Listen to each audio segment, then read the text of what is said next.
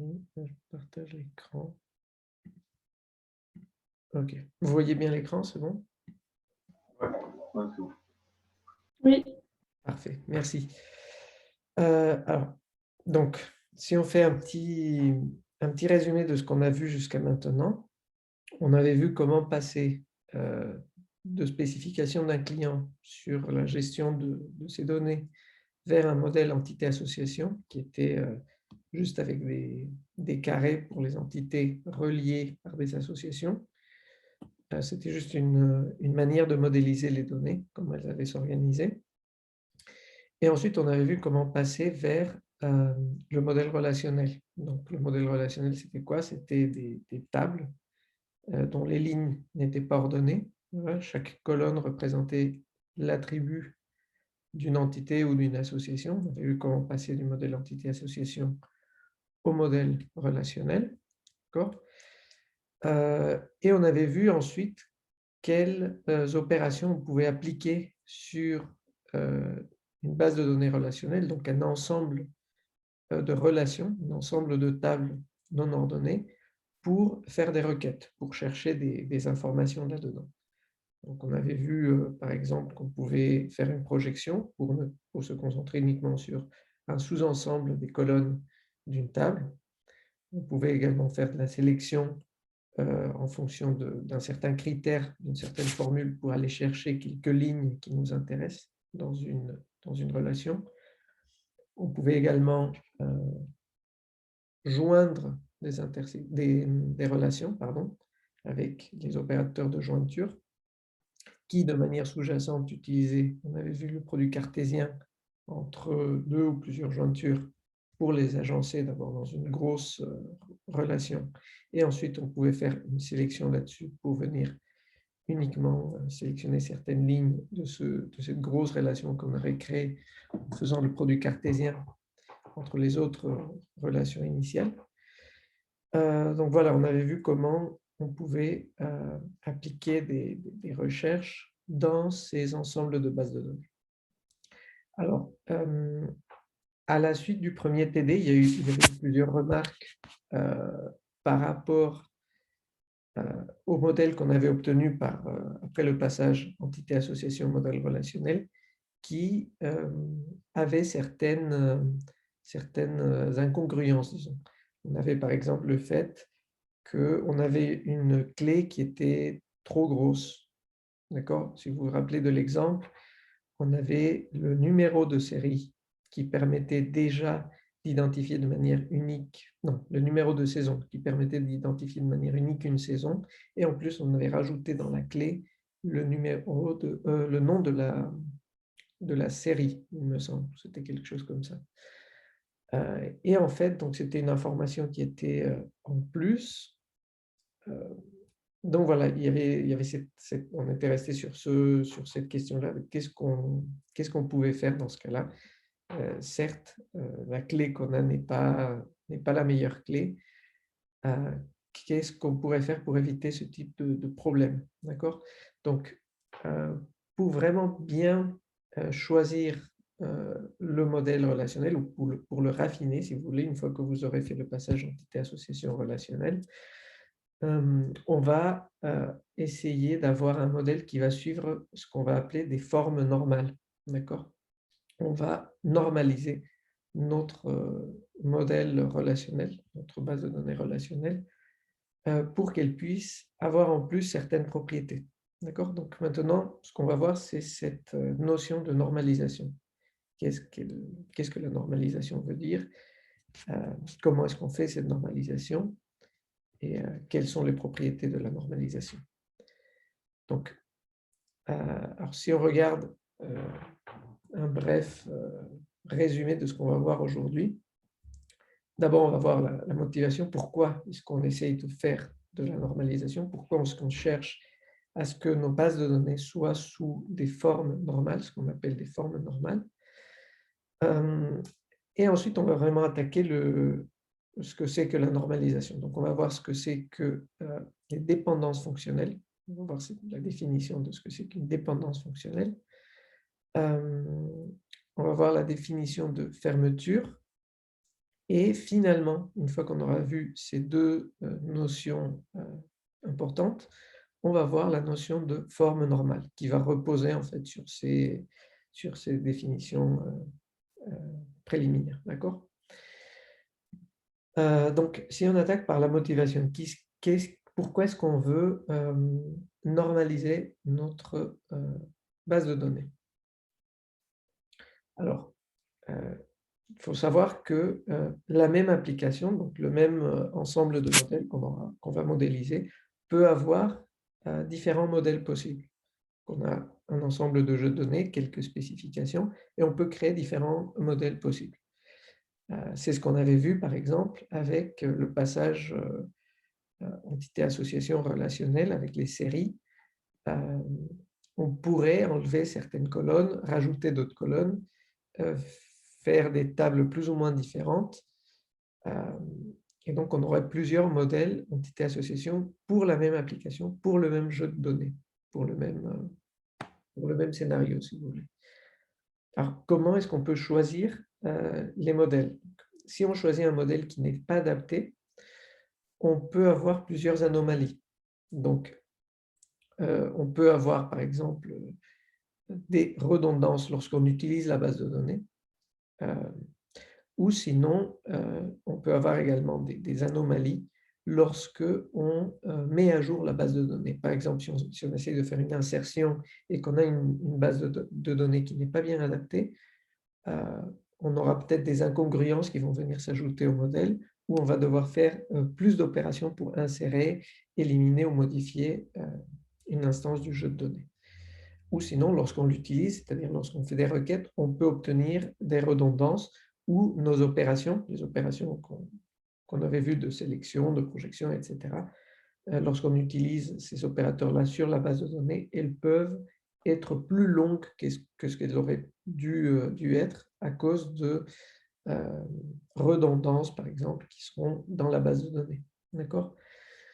Alors, la question, c'est comment choisir un modèle adapté? Sachant qu'on a plusieurs modèles pour le même ensemble de données, comment choisir, peut-être pas le modèle le plus adapté, mais un modèle qui soit adapté à nos besoins. D'accord? Donc, pour vous faire sentir un peu plus ça, je vous ai mis un exemple. Imaginons qu'on a la relation avec le schéma suivant. Donc, vous vous rappelez, le schéma, c'était le nom de la relation, parenthèse, le nom de chacun de ses attributs et le domaine. Donc là, c'est une version un peu allégée de ce que c'est qu'un schéma. Normalement, il devrait y avoir name, deux points, et le domaine. D'accord? Imaginons que, par exemple, tous les domaines soient des strings. Donc là, c'est domaine, name, deux points, string, adresse, deux points, string, etc. Pour que ça soit vraiment un schéma correct. Mais si on regarde ce schéma-là, donc on a un produit alimentaire, si vous voulez,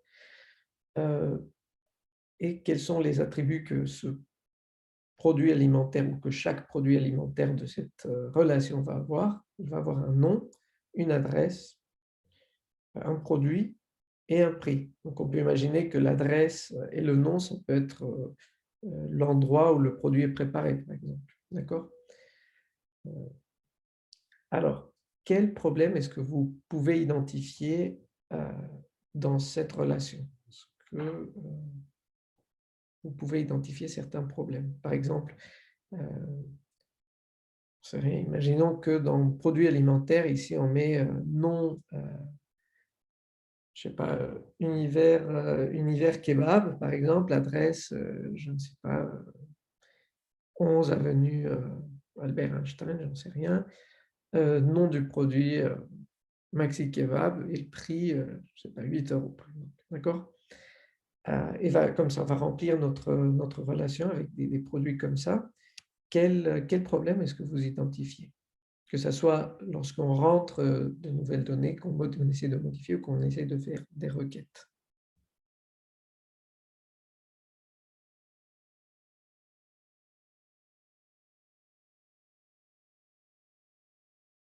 Je dirais qu'il n'y a pas vraiment de clé, parce que plusieurs Ouais, produits peuvent avoir le même nom, la même adresse. Ouais. exactement, très bonne remarque. Donc la première chose qu'on voit, c'est qu'on n'a pas vraiment de clé. on n'a pas vraiment de clé.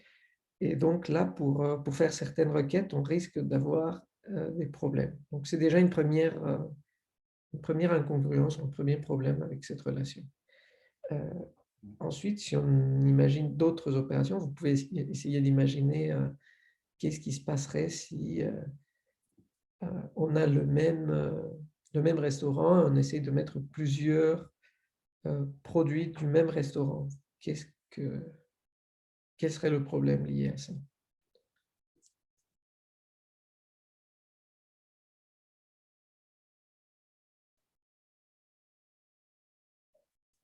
Imaginons qu'on ait un restaurant qui vend une centaine de produits. Qu'est-ce qui va se passer avec les 2 premières colonnes? Elles sont identiques? Elles seront identiques. Oui, pour les 100 lignes, elles seront identiques. Est-ce que ça peut poser des problèmes?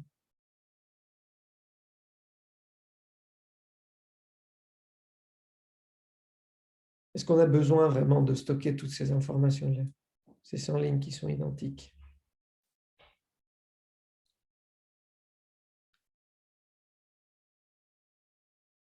On a une répétition en fait de 100 fois la même chose.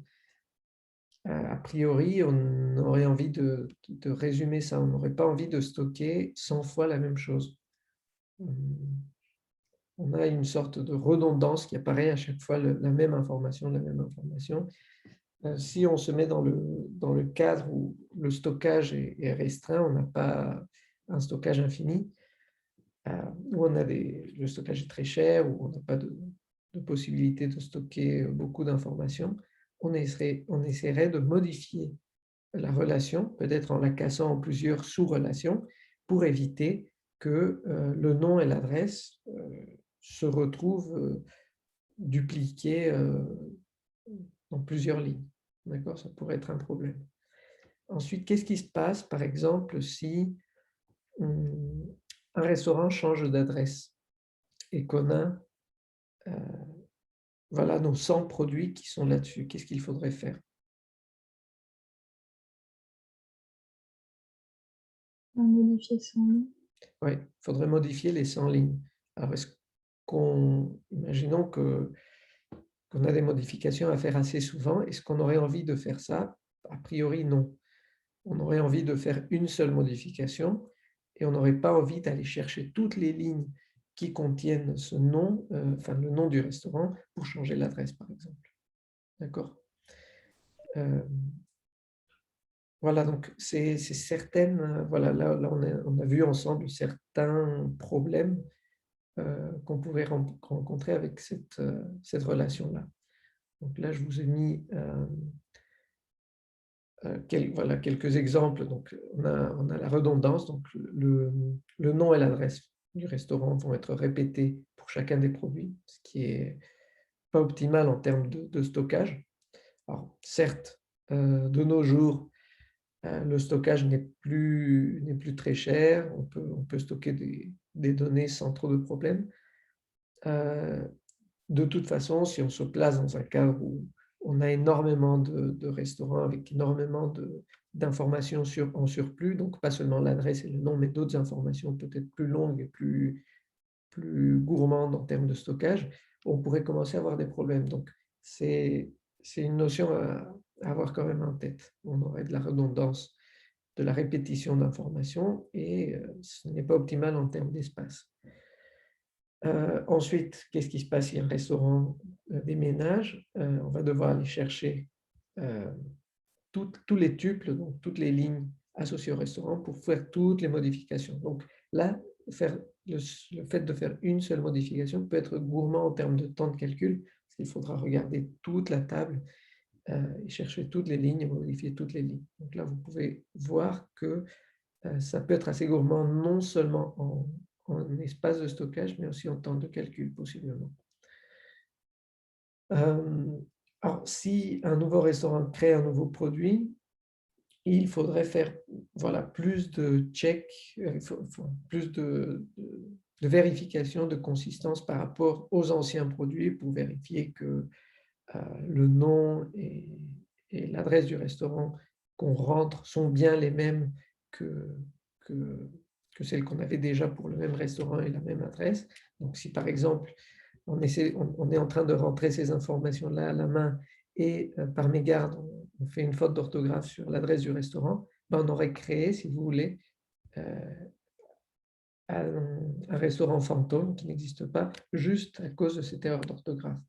Alors que si on avait le restaurant et son adresse dans une autre table, on n'aurait pas pu faire cette erreur. On aurait eu simplement à faire le lien entre le restaurant qui est déjà existant et le nouveau produit qu'on va rajouter, par exemple.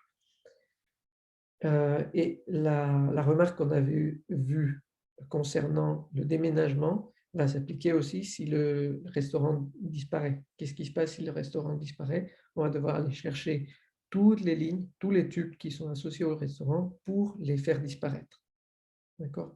Et dans ce cas-là aussi, si on n'a pas de clé, évidemment, qu'est-ce qu'on va devoir faire? On va devoir regarder plusieurs colonnes en même temps. Déjà, il faudrait presque définir une clé. Donc, ces problématiques-là seraient même après la problématique de la clé. D'abord, il faudrait même définir la clé.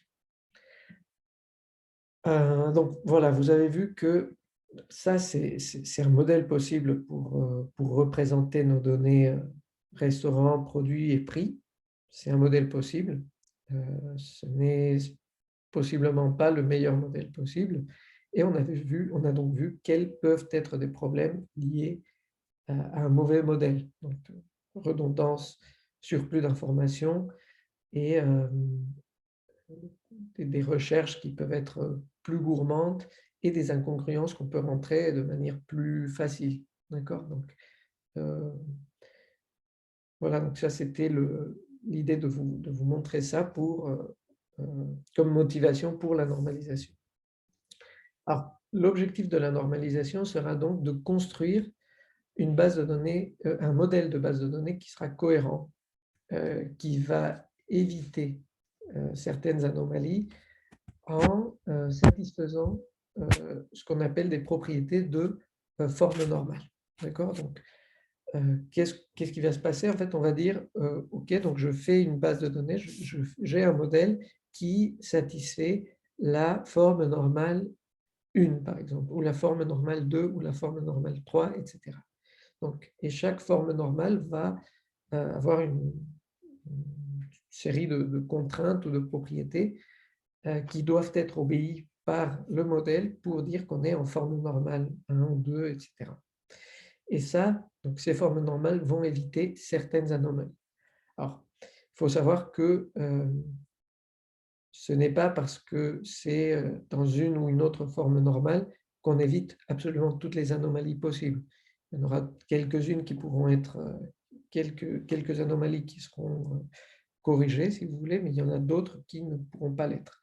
Donc, voilà, il faudra bien savoir quelles anomalies est-ce qu'il faut éviter à tout prix pour choisir la forme normale la plus adaptée. On va voir ça juste après. Voilà, donc ça, c'était la motivation pour vous conduire vers la réflexion des formes normales. Pourquoi est-ce qu'on doit aller vers la normalisation des bases de données? Donc, avant de voir vraiment la notion de normalisation, on va voir la notion de dépendance fonctionnelle, étant donné que cette notion de dépendance fonctionnelle va permettre de mieux comprendre la notion de normalisation. D'accord? Donc, si on saute directement sur la définition de la dépendance fonctionnelle, imaginons qu'on a deux ensembles d'attributs. Donc, imaginons qu'on a une relation. Si on reprend la relation des restaurants et des produits alimentaires, on aurait deux sous-ensembles d'attributs. Par exemple, A pourrait être, j'en sais rien, le nom du restaurant et son adresse, et B pourrait être le nom du restaurant, le produit et le prix, par exemple. Et on a X et Y deux tuples, donc deux lignes, deux instances de la base de données, petit x et petit y, et X sous-indice grand A ou X sous-indice grand B seront des valeurs que X, donc le tuple X, va prendre pour les attributs, pour les colonnes qui appartiennent à mon ensemble grand A ou grand B si on parle de X sous indice petit b. D'accord? Donc, si par exemple, petit x, c'est le restaurant Univers Café passé à telle adresse avec Maxi Kebab prix 8 € par exemple, X grand A serait juste Univers Café et l'adresse. X petit b, c'est Univers Café, Maxi Kebab, 8 €. D'accord? En fonction de ce que c'est grand A et grand B, évidemment, les X petit a va changer. C'est comme si on faisait une projection, si vous voulez, sur A ou sur B, et ensuite on allait chercher la ligne petit x. Alors, si vous voyez, dans les notations qui vont suivre, on va noter souvent AB directement, comme ça, collé. Qu'est-ce que ça veut dire ce AB? Ça veut dire A union B. D'accord? Donc, l'union de ces deux ensembles-là. On le met comme ça juste pour alléger la notation, mais si à un moment vous voyez deux lettres qui représentaient des ensembles ou plusieurs lettres qui représentaient des ensembles collés, c'est l'union de tous ces sous-ensembles-là. D'accord? On fait l'union, ça nous fait un autre ensemble-là. Et juste pour alléger, on ne met pas le symbole de l'union, mais gardez bien ça en tête. D'accord? Donc j'insiste un peu, mais c'est important parce que sinon, si on ne garde pas ça en tête, on commence avec les définitions qui vont suivre, on peut avoir tendance à se perdre ou à avoir des difficultés à comprendre. D'accord? Donc j'insiste, si vous voyez deux lettres, plusieurs lettres collées, imaginez qu'il y a le symbole d'union entre les lettres. D'accord? Alors, donc maintenant, vu qu'on a élucidé un peu les notations, on va pouvoir voir la définition de ce que c'est qu'une dépendance fonctionnelle. Alors, si pour tout tuple x et y, donc une paire de tuples x et y, si on sait que lorsque x sous indice A est égal à y sous indice A, alors, par conséquent, étant donné que je sais ça, je sais en plus que x petit b, petit x sous indice b est égal à petit y sous indice b, alors je vais pouvoir dire que b est fonctionnellement dépendant de A. D'accord? Donc, si je reformule ça dans un langage naturel, disons, ça veut dire que si les valeurs que prend x et y selon certains attributs A et B sont les mêmes, donc par exemple, si alors imaginons un autre exemple, si par exemple, on prend l'exemple des médecins qu'on avait vu lors du premier, du deuxième cours. Imaginons que A, ça soit l'identifiant d'un médecin. D'accord? Donc, si on sait qu'on a deux lignes, deux tuples, et que pour ces deux tuples, l'identifiant est le même, donc la quatrième ligne, par exemple, porte l'identifiant 110, par exemple, et la 11e ligne porte l'identifiant 110, si je sais que ces deux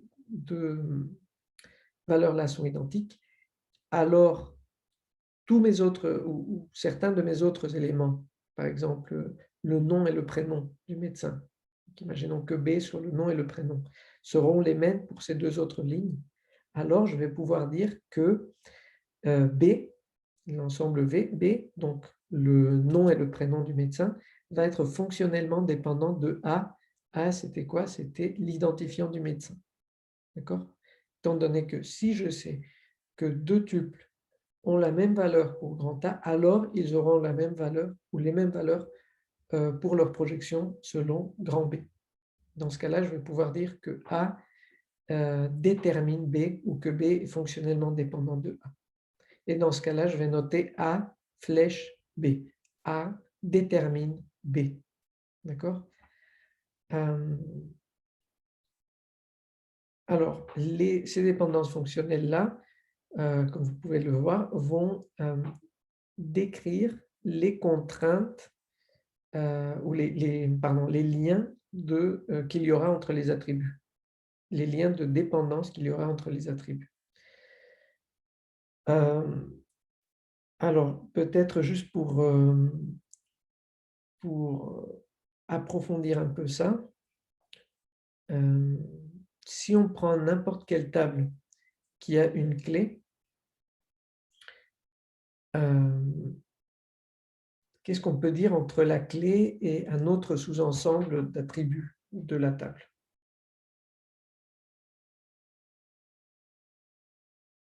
Est-ce que quelqu'un a une idée?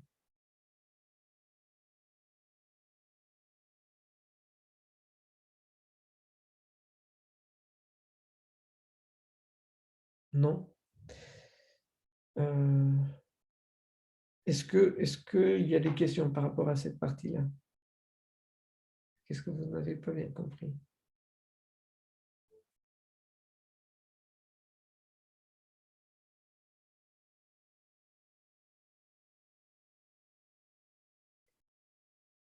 Est-ce que c'est la notion de dépendance, vous l'avez saisie ou pas?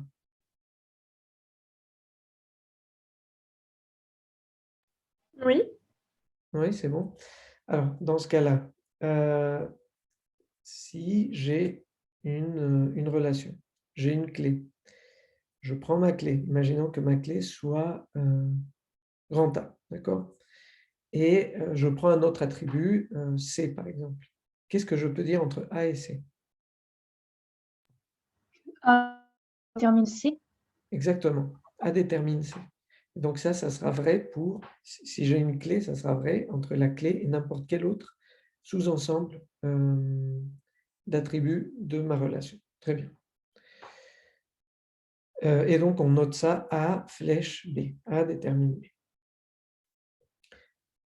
Alors, si on regarde maintenant l'exercice, on a la relation suivante, donc étudiant, qui a donc quatre attributs, son identifiant, son nom, son prénom et son âge. Quelles seraient les dépendances fonctionnelles qu'il y aurait dans cette relation?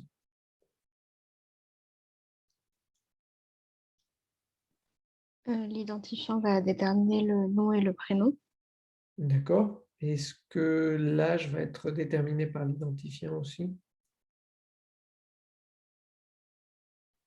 Oui. Oui, imaginons qu'on ait une base de données avec les étudiants. Dès qu'on connaît son identifiant, on connaît toutes les informations de la personne. Donc, identifiant va déterminer l'ensemble d'attributs qui seraient composés de nom, prénom et âge. D'accord? Donc là, on revoit le concept que je vous ai demandé avec la clé. La clé va déterminer tous les autres attributs d'une relation. Voilà, dans ce cas-là, je pense qu'il n'y a pas d'autre dépendance fonctionnelle. Monsieur, Oui.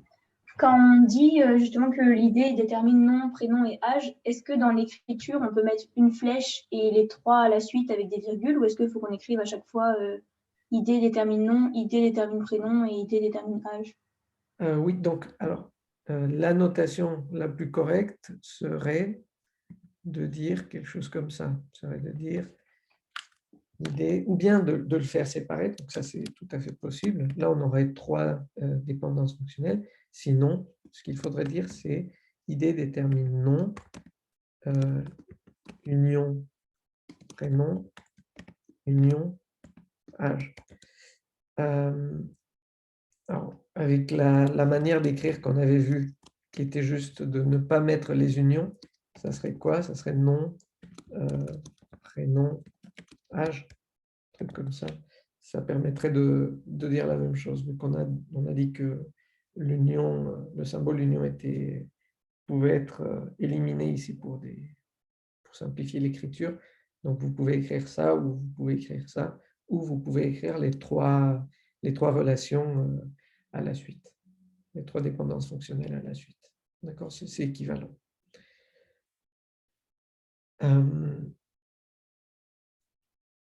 Alors, donc voilà, ça c'était ce qu'il fallait voir. Donc la clé va déterminer les autres attributs. Donc on a cette dépendance fonctionnelle-là. Alors, les dépendances fonctionnelles vont dépendre des caractéristiques intrinsèques aux attributs. D'accord? Donc vraiment du modèle de base de données, des relations, des contraintes que le client a pu vous donner, que vous avez pu récupérer. Ça va vraiment dépendre de ça. On ne va jamais pouvoir définir des dépendances fonctionnelles juste en regardant à un moment donné une table, donc une liste d'instances, par exemple. On ne va pas pouvoir dire qu'il y a des dépendances fonctionnelles juste en regardant un exemple. Typiquement, ici, si on regarde cet exemple-là, on a l'impression que le prix, si on connaît le prix, on connaît le nom, l'adresse et le produit. Alors, est-ce que c'est le cas si, dans la vraie vie, en sachant comment s'organisent à peu près ces informations-là, est-ce que vous pensez que le prix pourrait déterminer le produit, l'adresse ou le nom? Donc, on a l'impression de voir ça dans l'exemple, mais est-ce que c'est le cas? Non, parce que ça pourrait être le même prix pour deux trucs. Exactement, exactement. Ça pourrait être le prix, par exemple, pour le même produit, mais dans deux endroits différents, ou le même prix pour deux produits totalement différents dans le même endroit. Donc, ce n'est pas parce que dans un exemple, on a l'impression qu'il y a des relations de dépendance fonctionnelle que c'est le cas. C'est vraiment quelque chose qui est intrinsèque au modèle des données. D'accord? Donc, ça, pareil, il faut le garder un peu en tête. C'est vraiment quelque chose qui dépend de comment est-ce qu'on modélise les données, quelles sont les relations intrinsèques entre les attributs. Alors là, on va voir quelques opérations qu'on va pouvoir appliquer pour voir quels attributs vont déterminer d'autres attributs. Et donc, ces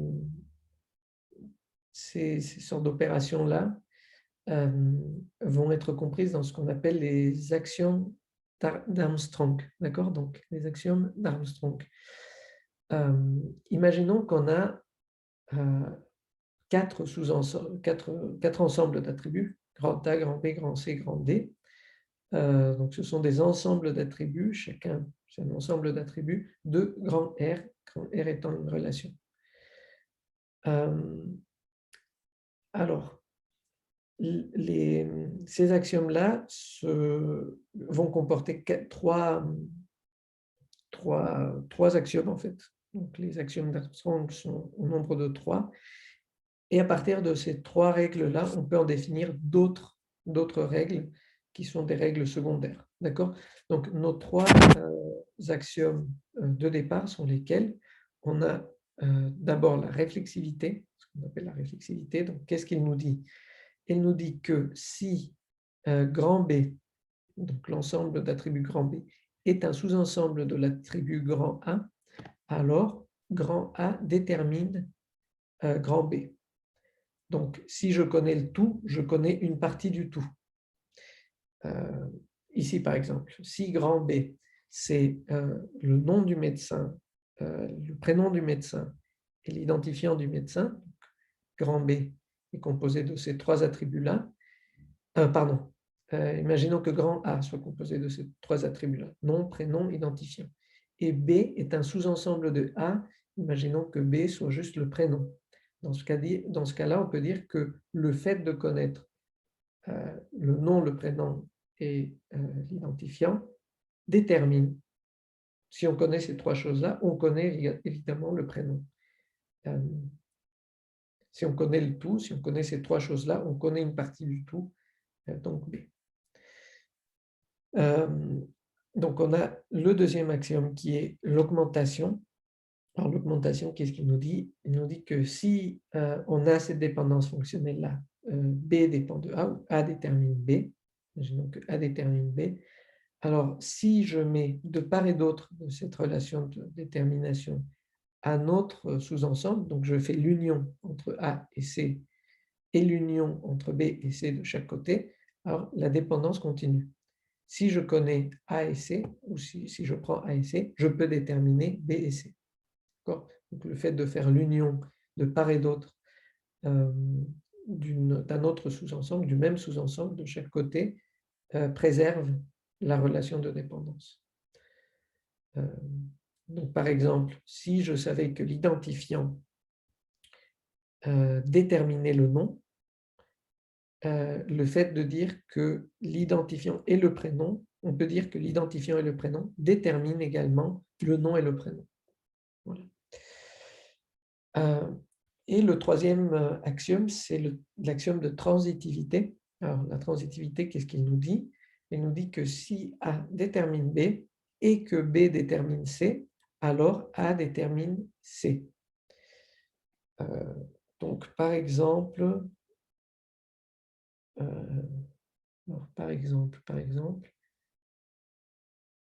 imaginons que, bon, ça n'a aucun sens, mais imaginons que A, c'est l'identifiant, B, c'est le nom, par exemple, et C, c'est le prénom, par exemple. Si en sachant l'identifiant, on connaît le prénom, et que, je ne sais pas, pour une quelconque raison, on sait que si on connaît le prénom, on connaît le nom, alors si on connaît l'identifiant, on connaît le nom, à travers donc le prénom. Donc on peut commencer à rassembler, si vous voulez, ou à connecter des sous-ensembles d'attributs en termes de dépendance par un troisième ou un quatrième sous-ensemble. Donc là, on pourrait avoir évidemment la même chose. Si A détermine B, B détermine C, C détermine D, on pourra dire évidemment que A détermine D également. Donc par transitivité. Alors, donc si on connaît ces trois axiomes-là, on pourra déterminer ensuite d'autres règles secondaires qui sont parfois plus utiles que les axiomes de départ. Quelles sont ces règles, les règles secondaires les plus connues, disons? Tout d'abord, on a l'union. Alors l'union, qu'est-ce qu'il nous dit? Elle nous dit que si on a A détermine B et A détermine C, alors A détermine l'union entre B et C. Donc A détermine B et C. Donc si si l'identifiant détermine le prénom et l'identifiant détermine le nom, alors l'identifiant détermine le nom et le prénom. Ça, c'est quelque chose qui est bien plus utile, que vous allez pouvoir rencontrer de manière plus courante que ces autres axiomes de base. De même pour la pseudo-transitivité. Donc, qu'est-ce qu'elle nous dit, cette règle-là? Si A détermine B et DB détermine C, alors DA va déterminer C. Donc, le fait de rajouter D ici à A va nous permettre de déterminer C, qui peut être connu en connaissant D et B. On a également la décomposition comme une autre règle secondaire intéressante. Donc, si A détermine B et que C est un sous-ensemble de B, alors A va déterminer C. D'accord? Alors, ensuite, il y a un petit exercice qui consiste à essayer de déduire les règles secondaires en utilisant les trois axiomes de base. D'accord? Donc, je vous laisse une minute commencer à essayer de faire ça et on va voir la correction tout de suite. D'accord? Donc, je reste, si vous avez des questions, vous pouvez également en profiter. Essayez d'en profiter pendant quelques minutes de faire l'exercice.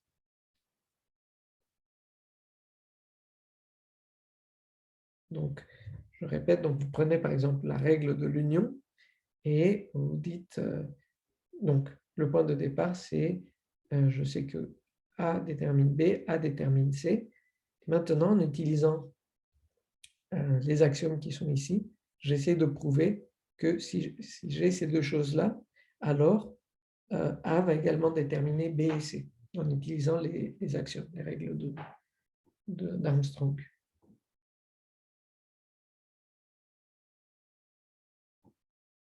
Idem pour la pseudo-transitivité et la décomposition.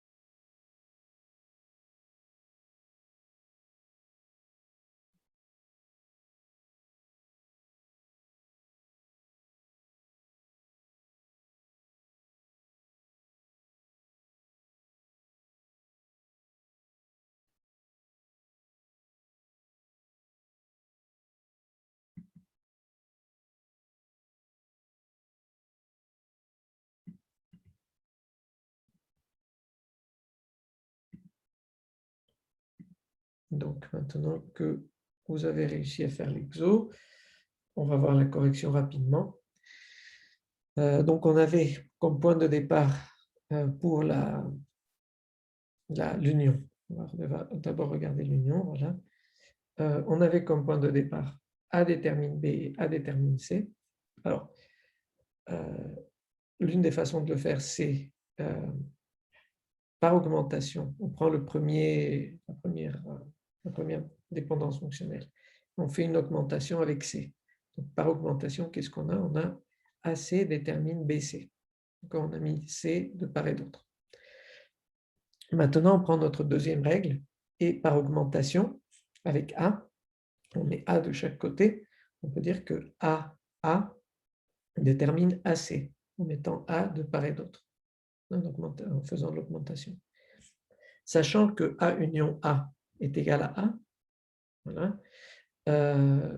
Juste pour rappel, le fait de mettre deux grandes lettres collées, il faut imaginer qu'on a l'union entre les deux.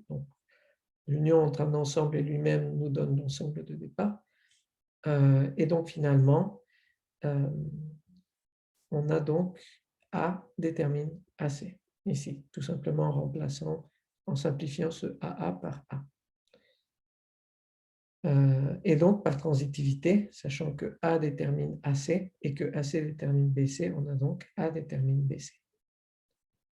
Si on regarde la pseudo-transitivité, ça c'est la même solution que vous avez proposée. Donc, on a A détermine B et DB détermine C. Ça, c'est le point de départ.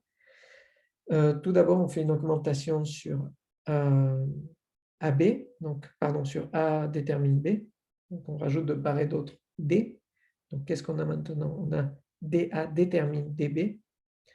Et par transitivité, sachant que DB détermine C, alors, étant donné que DA détermine DB et que DB détermine C, on a DA détermine C. Et le dernier point, la décomposition, va utiliser la règle qu'on n'avait pas vue jusqu'à maintenant. Donc, point de départ, c'est A détermine B et C est un sous-ensemble de B. Alors, par réflexivité, étant donné que C est un sous-ensemble de B, on peut dire que B détermine C. La partie est déterminée par le tout. Et que, sachant que A détermine B, par transitivité, on peut dire que A détermine C. En effet, A détermine B et B détermine C, alors A détermine C.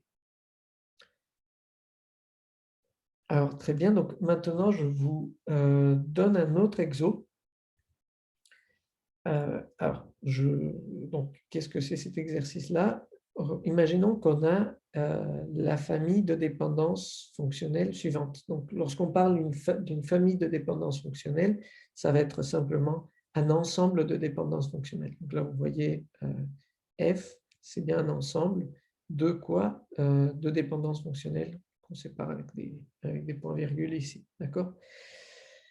Alors, l'idée est de montrer que AB détermine E. D'accord? Donc, cette règle-là de départ, enfin, cette dépendance fonctionnelle-là, n'est pas dans la famille initiale. Donc, la famille initiale, qu'est-ce qu'elle nous dit? Elle nous dit que AB détermine C, que B détermine D, que CD détermine E, que CE détermine GH et que G détermine A. Et ce qu'on essaie de prouver, c'est que AB détermine E. Alors, je vais juste mettre en pause le partage et l'enregistrement pour que vous puissiez le faire et on reviendra sur l'enregistrement tout de suite.